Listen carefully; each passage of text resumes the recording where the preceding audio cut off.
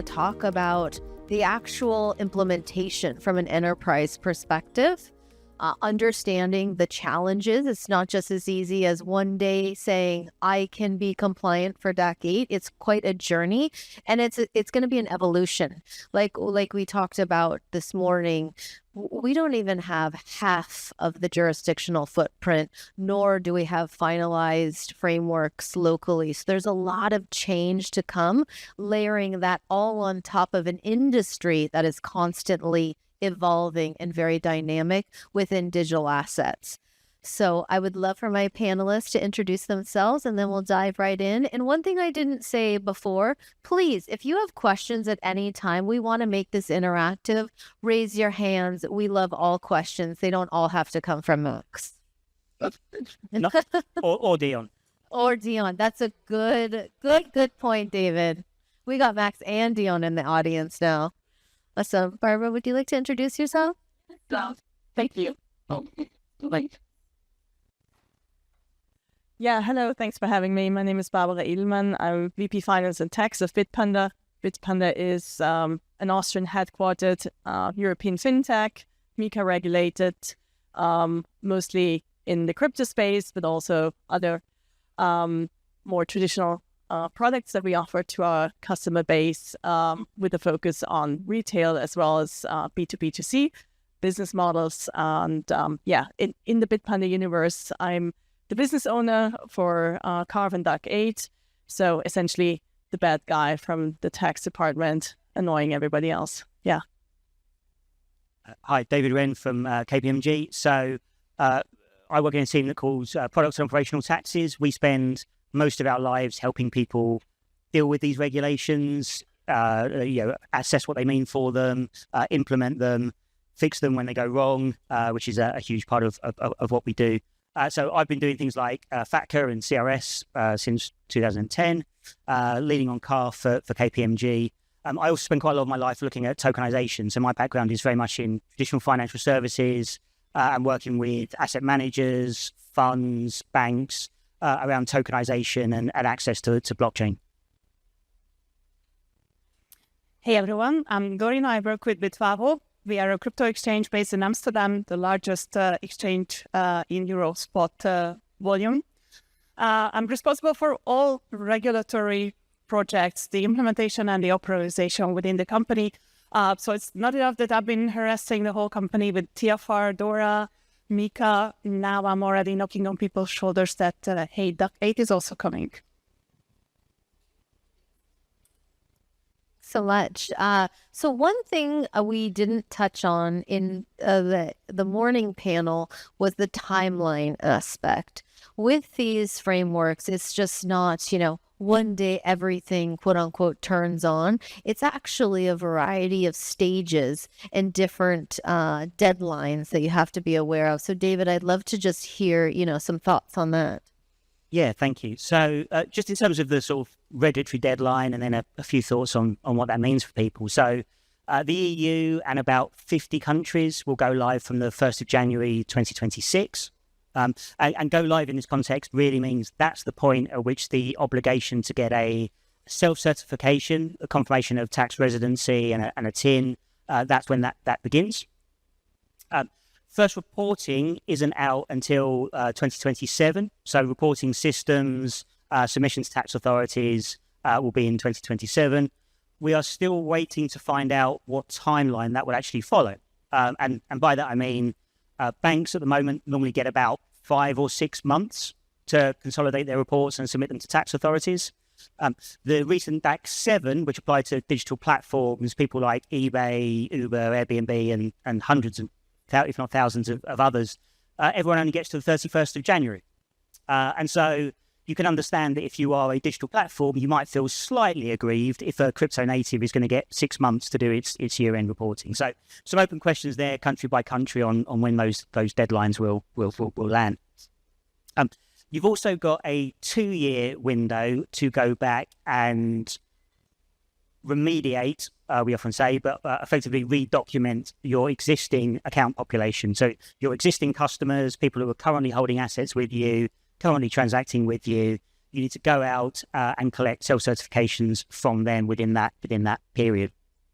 That's going to be really challenging, actually, for a lot of people. You don't have active relationships with everyone on your platform. You will have lots of gone away customers. You'll have lots of people who traded once and are still there holding a small amount, but you've got no active contact with.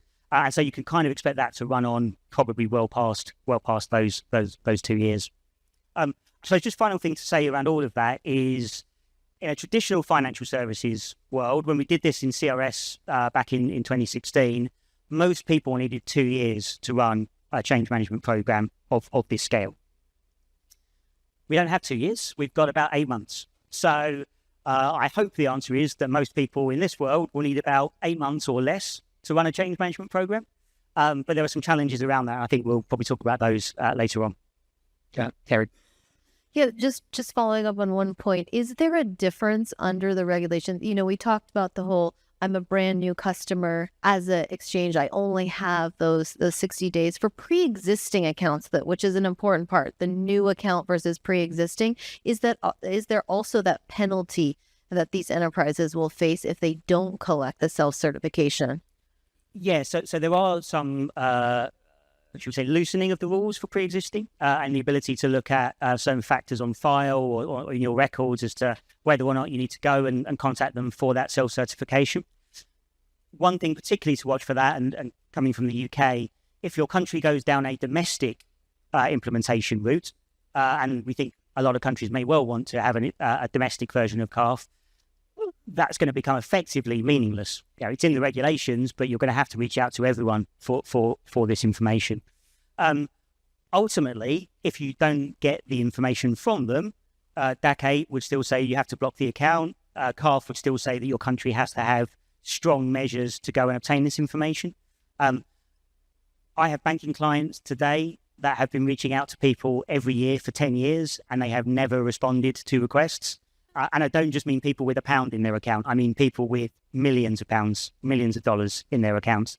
That would be an interesting piece to see in terms of whether regulators recognise that challenge and perhaps allow some kind of soft landing around that or not. I won't look directly at Paul as I say that. Barbara and Dorina, I'm just curious. I think David's answer gives enough color, right? This is extremely nuanced, this onboarding aspect, putting, the self-certification in place, which on the previous panel, if you're already subject to traditional financial obligations like CRS, you may have an existing kind of infrastructure for this. But I'd love to hear how you're just thinking about this from an operational standpoint, given that there's still so much uncertainty with local implementations. And then you have the DAC8 versus kind of CARF version of what's to come if you don't do something. Yeah, exactly. So you kind of have to slice and dice it and be practical in certain aspects. So for Bitpanda, for example, as a European player, we have a very strong focus on the Wave 1 implementation countries. So this is our guideline. And essentially, we mostly focus on DAC8 at the moment because it makes sense in terms of our presence and also our core markets. So this is where we focus our attention at the moment, in a typical fintech 80-20 approach. This is where we're going to start with. But even that comes with a lot of gray areas and uncertainties at the moment. So it's really putting in the big goalposts and then taking it from there. As you can imagine, this is a big educational effort within the organization because, as you have correctly pointed out, we're not in a CRS world at the moment.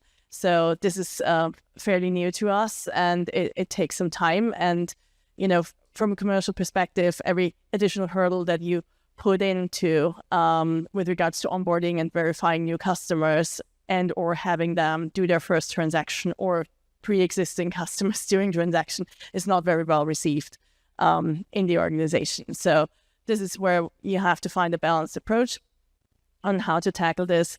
And then obviously at some point, this will also become a major topic of discussion on how we educate our customers in this respect, because I do realize as we sit in this room, we live in our cute little tax bubble. And for us, this is a big topic. But for the people out there, this is completely unheard of.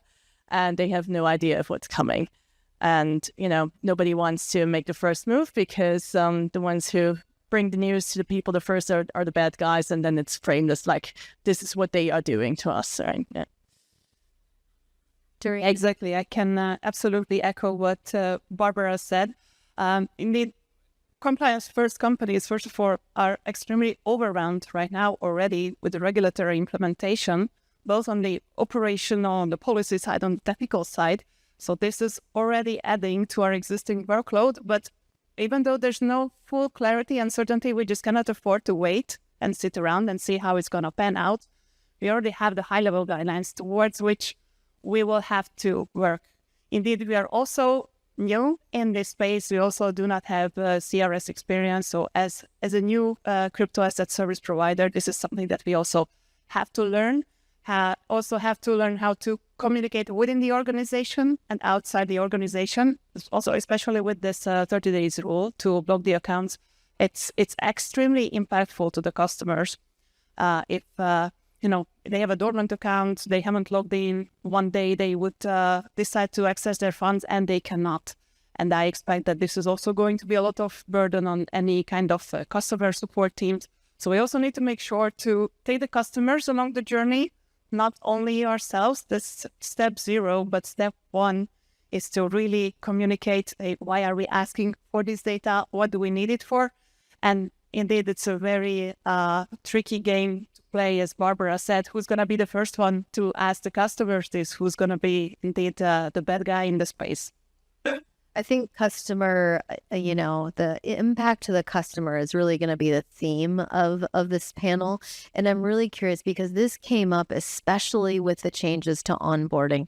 So with the changes to onboarding, one of the biggest differences, I would say, and the biggest areas of struggle I would see with my customers is the collection of controlling person information. So just a little bit of tax nerd context.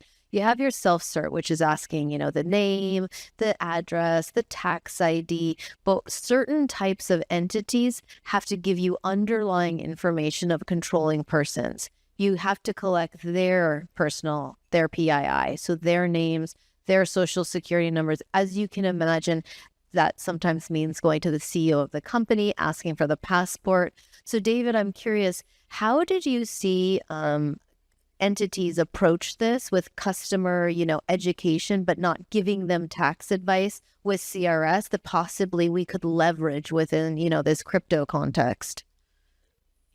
Yeah, it's interesting. Actually, picking up on something Dorina just said, I spent most of 2015 before CRS coming in with everyone not wanting to be first for CRS. No bank wanted to be the first person to start asking for this information. There's a chap called Dave Brailsford who was the head of UK cycling, and for those of you who perhaps haven't seen it in the Olympics, UK cycling went from having won nothing for 15 years to winning every gold medal on the track that was possible. And one of the things he said, and his mentality was, there is nothing I can find in a rider or a bike that will get me a second a lap, but there are 100 things I can find that will add up to a second on a lap. And we found that same sort of mentality applies to clients around onboarding for years and years, which is there is no single magic bullet. There's nothing you can do that will change your process so that it is the best out there, so that it's perfect, so that everyone loves you and doesn't want to use anyone else. There are 100 things you can do. You can provide guidance. You can provide little clickies that tell people what they're doing. You can explain why you're asking the question. You can link to HMRC websites, tax authority websites, the OECD website. You can think about the different channels through which you onboard a customer and different ways in which that you can interact with people, and even down to the level of different client types might come through different channels. If you are dealing with both financial institutions and small trusts, you probably don't engage with them in a different way. So it's not a one-size-fits-all process. The more you can kind of really reflect on that kind of customer journey, the better it is. The flip side, I would say, for all of this, and Barbara, Dorina, I'm sure will be slightly more expert in this than I am, but we often say CARF CRS, they are a bit like a tax KYC process. And that's good as a starting understanding. There is one fundamental difference, which is at the end of this process, we are going to report every customer, or at least every customer who's not domestic, back to the tax authority. You never do that with AML KYC. There is nothing in an AML KYC world that requires you to share your entire customer record with the regulator. There absolutely is under CARF and CRS. And that requires a bit of a mindset shift for the organization. AML, probably shouldn't necessarily say this when I know there are regulators in the room, but AML, if you make one mistake, but your process is generally good, that mistake is probably never going to cause you any problems. And at some point you'll be picked up when you do a re-review, etc. If you make one mistake around tax onboarding, that one customer is going to be reported to an incorrect tax authority, is going to not be reported when they should be, is going to be reported with a balance or a transaction history that is not theirs. So the risk profile around this is actually, in some ways, much higher than it is for AML KYC. Tax authorities maybe don't have the same penalty powers that a regulator does. Maybe you're not quite as scared as a tax authority as you are of your regulator. But when you get this wrong, it reverberates through the organization. You end up talking to information commissioners, data privacy lawyers, and a whole load of people you would rather not be talking to. So I think there's a lot of good things you can do. You can really improve the customer experience, but there is a need to understand the risk profile at an organizational level to make that happen. To Dorina and Barbara, I'd love to hear, how you are thinking, and maybe you haven't even gotten there in that journey, and that's okay too. But how are you thinking about the impact of customer education as you think about the first step in your DAC8 journey, which is collecting these new self-certifications? So in the Netherlands, we are in a kind of a lucky position. I think nobody's as serious about taxes as the Netherlands is. Our tax authority is already quite actively engaging the industry, actually. And I was very happy to see this questionnaire coming from them, where they are asking the industry, how can we help you communicate to your customers? Is there anything that we can provide that helps you to explain it to them? But in the end, if I talk to my product manager about this, what she tells me is that, every additional data point, every new screen in the onboarding flow is an extra drop-off point. How am I going to implement this? Do I want to implement this? How do I make it as short and seamless as possible? And indeed, in some cases, there's just no shortcuts to be taken. We have to collect the information. We have to provide the self-certification. So indeed, this is just something we'll have to do and we'll have to live with. We are in the exploration phase right now, but aware of the impact and the implications that we are going to see. So significant changes in our onboarding flow, of course, audit friction, drop-off. And from experience, we already know how difficult it is just to obtain even one single data point from your existing customer base, not to mention 2, 3, 4, 5 that we will have to be collecting to be able to create the self-cert and to be able to report. So yes, it's already top of mind. We know what's coming, but this is something that we'll have to deal with, and the whole industry will have to when onboarding new customers and when reaching out to existing ones.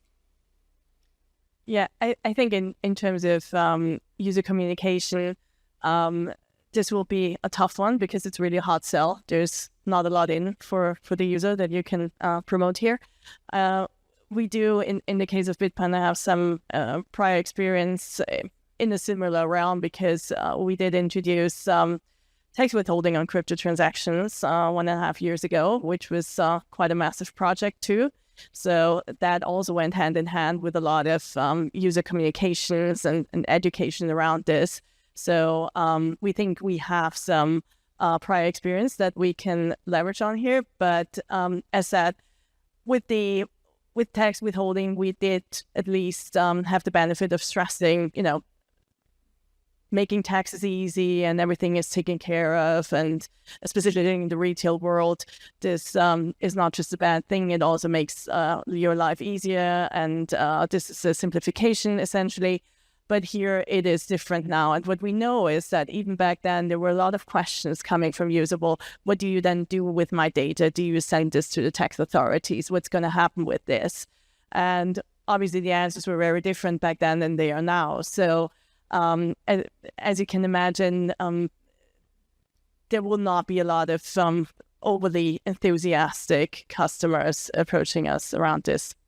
I think Maurizio said this morning that everyone has a right to privacy in a digital age. I don't know that many tax authorities agree with that position. Someone also said that no one is looking to regulate peer-to-peer transactions.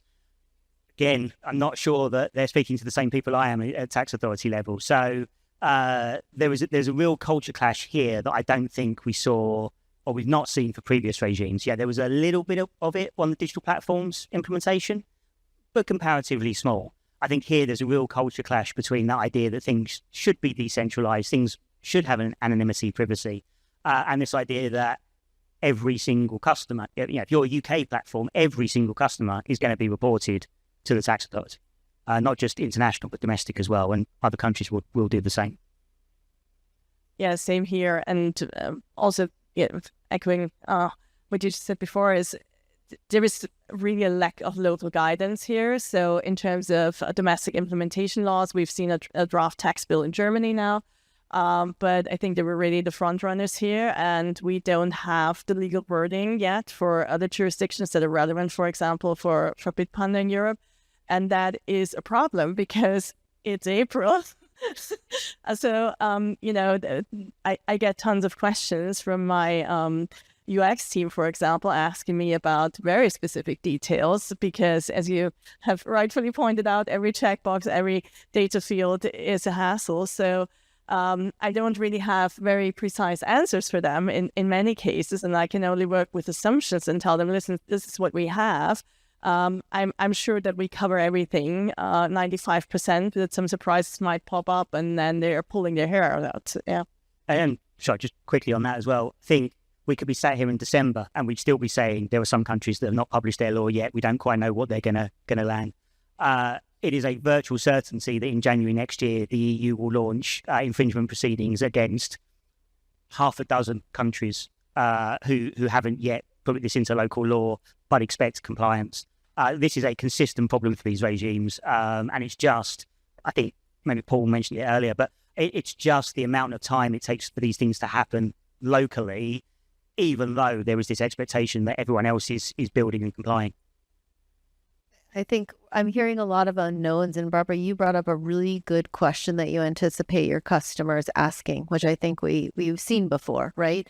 What will you use my information for? What will you report? And I think that's one of the biggest unknowns. And David, I would love to hear just, what you're experiencing. We're finally seeing, 9, almost 10 years into CRS, the jurisdiction's actually using the information that they're reporting, but what we're seeing is that they're misusing it, meaning, like we talked about in the first panel, account balances is a very common concept of reportability, but they use that as a indicator reflective of income and then saying, you haven't paid taxes. So I'm just curious to hear your thoughts on that very question. How can you even answer, how could an exchange answer knowing what we know from CRS? Yeah, so I mean, a quick thought on CRS, and actually one thing that popped to mind when Dorina was talking earlier is we talk about CARF as though it's the piece that's coming to the crypto assets industry and the digital assets industry. Many crypto asset providers are also going to come into scope for CRS for the first time. So if you have custody of those assets, CRS has been amended. You are now also a financial institution, and you will be reporting on those. And without wanting to pick a fight, we were told earlier that there is a switch off so that you don't duplicate report under CARF and CRS. There is not. There is a switch off so you don't report some of the information twice, but you report the customer twice with some of that information. What we've seen under CRS is there was 6-7 years after implementation where no tax authority really challenged what people were doing. Have you got procedures in place? Is someone responsible? Is your reporting about the same as your next door neighbor? Those are the kind of queries we saw. And then really, as a result of the OECD's work around peer review, we have seen that increase very, very rapidly. We now see tax authorities building really good data analytics capabilities. And we see our clients are on the receiving end of really tough to answer questions. And not tough to answer necessarily because they've done anything wrong, but because they might be asking, Dion was reported last year, he's not being reported this year, what happened? Our clients are not geared up to answer that question. It's never been asked before. Back in 2016, we never thought anyone might ask it. And so suddenly we've got this real challenge around data. The bad news about being, third after the digital platforms as well, is there won't be that grace period from tax authorities this time. They know how to interrogate the data. They know what good compliance looks like. They know what it looks like when you are not onboarding your clients correctly, when you have not done the remediation. So unfortunately, anyone in the digital asset space, anyone coming into CRS for the first time, is going to be much more immediately in the firing line for all of these queries. The other thing I'd say, at the risk of Max popping out and waving again, is he mentioned earlier that people are, or countries are not going to use it just for tax, but also for financial crime. That is not just an EU thing. That is happening pretty much everywhere we see. Tax authorities, laws are being changed so that this can be used beyond just tax. Again, we didn't have that around banking, around CRS. There still tended to be a sort of some sort of wall between tax authorities and regulators, tax authorities and investigating authorities. That has eroded over the past 5 years. And so it's not just going to be tax authorities asking you questions, I think. Well, one thing I'm really curious about, I know we jumped right into, how are you going to comply? What are your thoughts? But have you actually, I'm curious, I get asked this a lot. Well, does DAC8 apply to me? Does CARF apply to me? Questions, black and white questions like that. Have you done an impact analysis? Certainly the corporate structure is a huge factor in this, and looking at what those entities are actually doing, what activity, customer. So I'm just curious, have you even gotten to that stage? Yes, that was essentially the starting point of the whole exercise for us at Bitpanda. So what we did is, as you said, starting with our corporate structure and our legal entity setup to determine who will actually be a reporting crypto asset service provider. That was essentially the starting point. In our case, we do segregate our licenses in different legal entity setups, and that also means that we segregate our products accordingly, which makes it a bit easier. But I'm very cautious here of saying it's a bit easier because, as you said, when you're a custodian as well, then you still have this kind of overlap of regimes. So that adds an additional layer of complexity. But yes, we need to start with the legal entities and the products and work our ways down from there. Yeah. Dorina, did you take a similar approach? Yeah, of course. And luckily our setup is a little bit more simple. It's more straightforward to establish who's going to be the reporting entity. But of course, that analysis had to be done carefully. And of course, considering who's the custodian as well. Yeah, I mean, maybe to add to your point previously on, the user data, what I have to say is that over the last 2-3 years, we have seen an increased appetite for tax user data from all kinds of tax authorities, and the avenues that they tried to procure that data were not necessarily within the law in all instances. And here it's this is not just a philosophical question or a question of fairness with whether I do want to hand over the data or not, but I'm also, under very strict data privacy rules, and I have legal obligations towards my customers. So I cannot just freely hand over data just because somebody feels that they're entitled to it.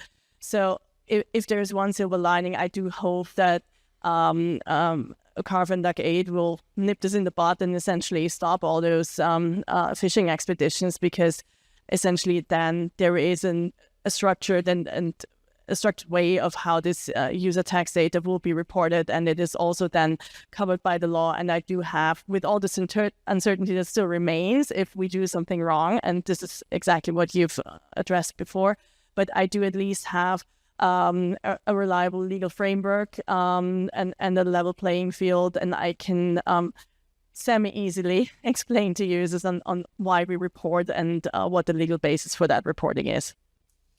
I'd love just digging a little bit more into the actual function of pulling the data, consolidating the data. David, to your point earlier, if we were 10 years from now, jurisdictions coming back and asking those type of questions, why was Erin reported in year 1 and not year 2? I think it all relates back to systems. So I'm curious, across the whole panel, what are some challenges you already know you're going to face and unknowns with internal systems? Yeah, so, well, in this case, if new crypto asset service providers are disadvantaged because we are going to be new to this reporting, there's one advantage that we do have as opposed to more companies with legacy systems where your customer data is sitting across 5 databases. The newer companies tend to have their systems and their data a little bit more streamlined. We probably don't have to go and patch the data across several systems that we have. We do deal with much less legacy as a traditional financial institution does. So at least being more tech savvy and having newer systems is going to be paying off here. That's what I see and I'm very much hoping for. But still, it's a very important exercise of data quality and the sanity of data that you have, because now there's a lot on the line. If your transactions are incorrectly labeled, if it was a staking reward, if it's related to trading, if it's related to something else. So even though we have the advantage of having newer systems, we do have to scrutinize our data quality once more for yet another reason. But I'm hoping that integration from our side, at least creating the reports, is going to be easier. Now, on the other hand, I'm very curious how local tax authorities, how user-friendly those systems are going to be. How can we plug into them and report to them? Because from my career, the reporting experience at different local authorities, let's say, just hasn't been very smooth. So we're still yet to see how we can integrate our systems with theirs. And of course, any kind of specifics are still to follow. But in the meantime, we do have to work towards implementation already.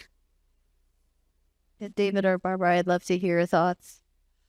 Yeah, I absolutely agree with Dorina. So the novelty of our system is definitely an advantage here. So I think that distinguishes us from, let's say, the more traditional players that we've slapped with CRS 10 years ago.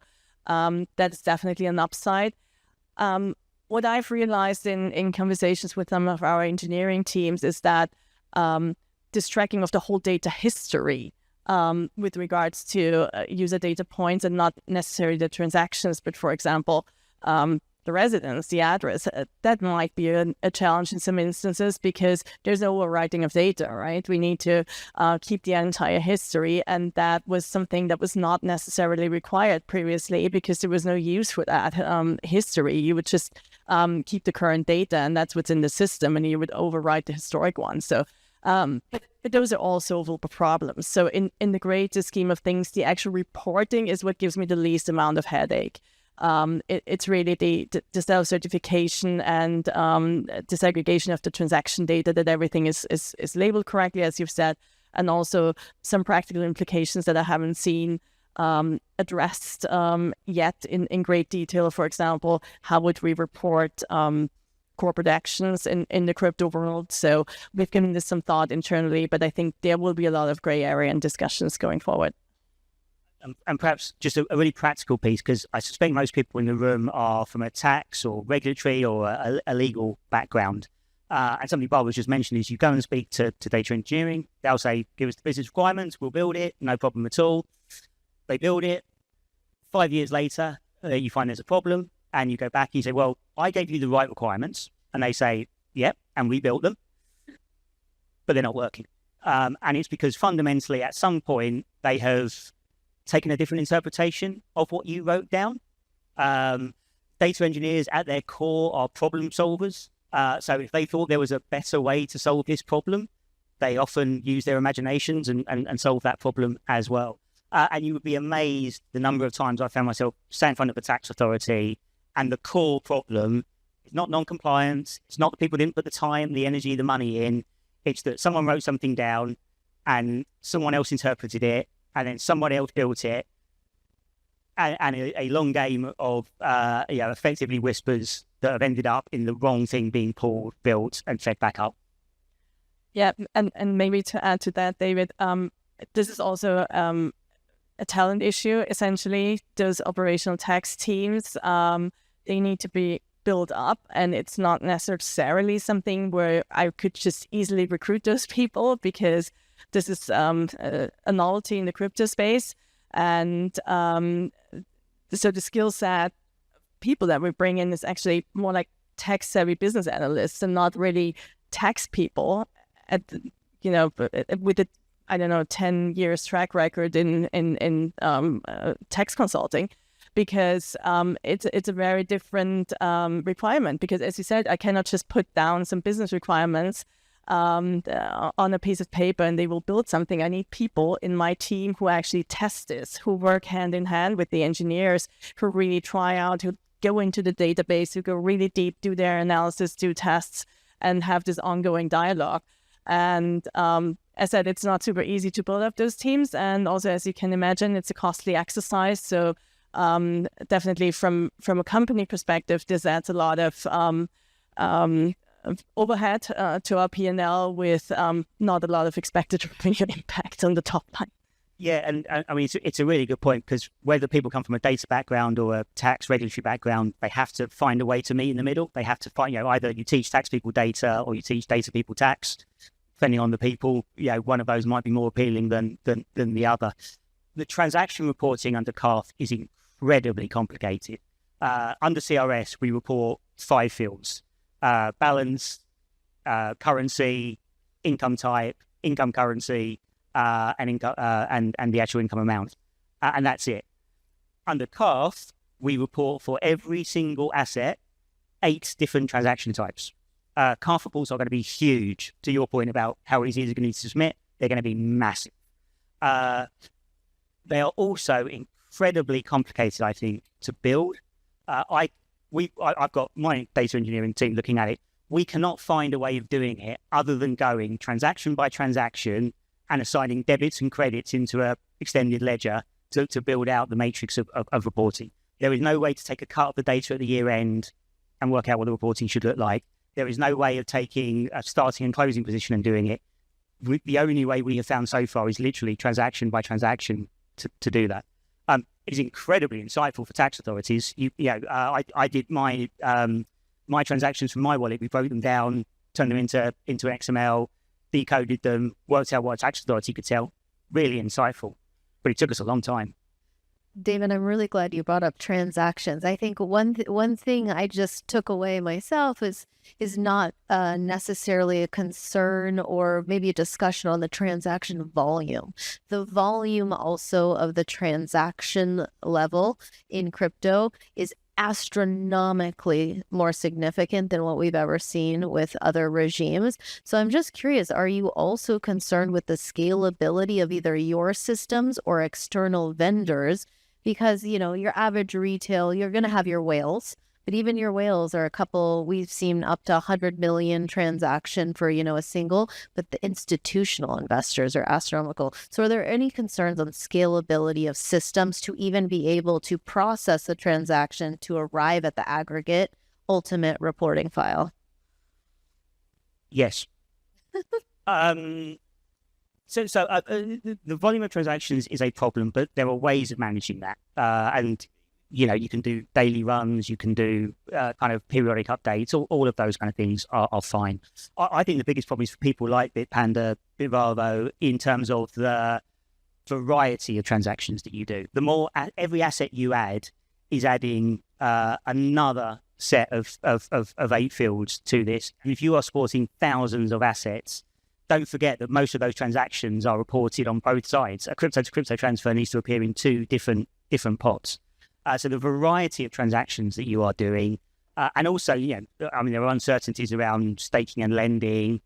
no one's sure if you have to report gas or not, all of those kind of things. But the more different types of transactions that you do, the harder it gets.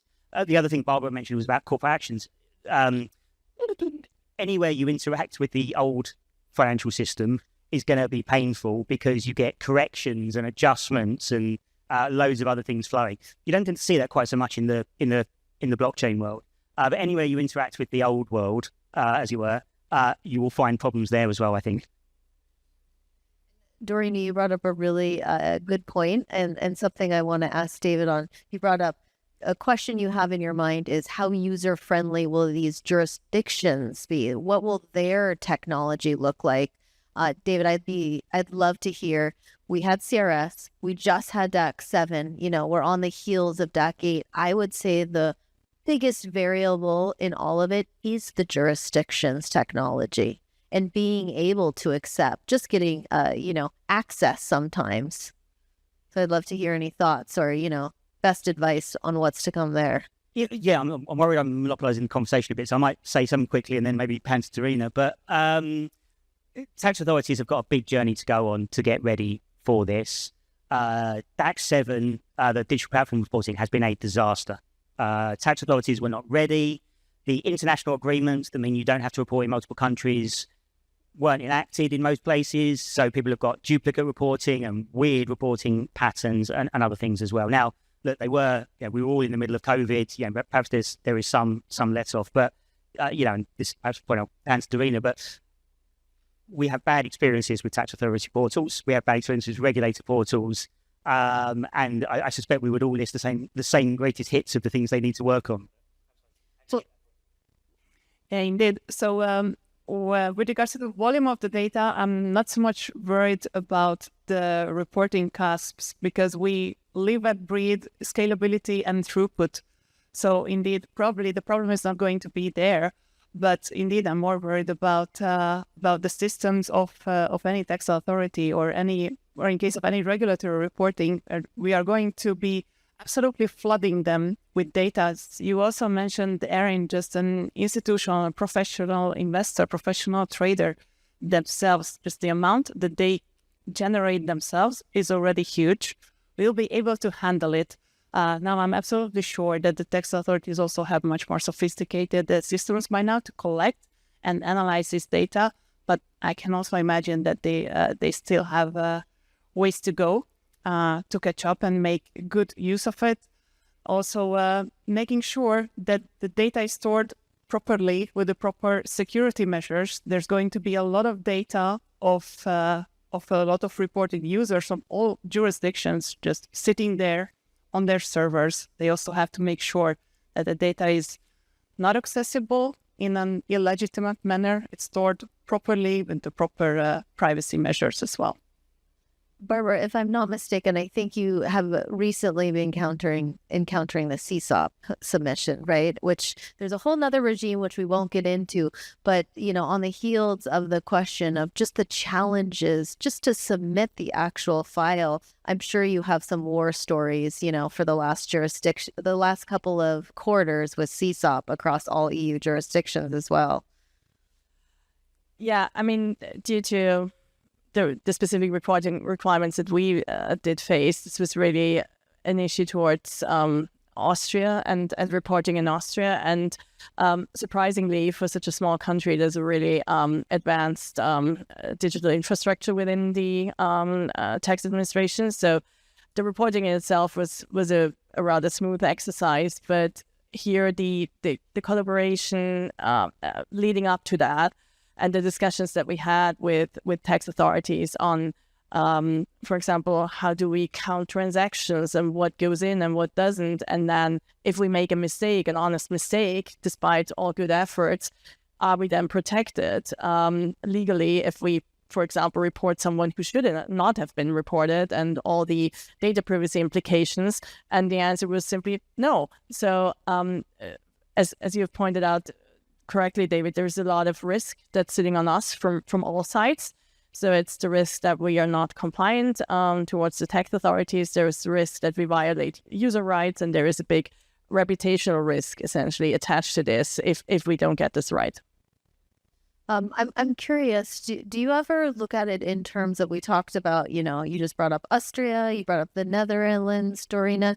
Do you ever look at this in terms of triaging based on jurisdictions that have been much more public on the penalties you will potentially face, in terms of looking at this more of a local jurisdiction by jurisdiction implementation, not necessarily trying to tackle the whole world, but are there specific jurisdictions that you're more worried about than others?